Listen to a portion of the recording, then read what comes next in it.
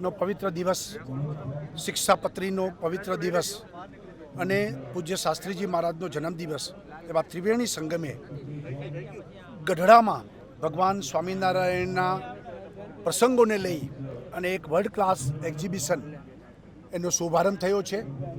મંદિરનો પ્રવેશદ્વારનું ઉદ્ઘાટન થયું છે અને સમગ્ર ગઢડા આજે એક થઈને આ સ્વામિનારાયણ મહોત્સવ મનાવી રહ્યું છે. એમાં આજે હાજરી આપીને અમે સૌ અમારી જાતને ધન્યતા અનુભવી છીએ. ભગવાન સ્વામિનારાયણ, ભગવાન શાસ્ત્રીજી મહારાજ અને ભગવાન પ્રમુખ સ્વામી આ બધાના સંકલ્પો આજે પૂરા થયા છે. એના સાક્ષી બનવાનું અમને સૌભાગ્ય પ્રાપ્ત થયું છે.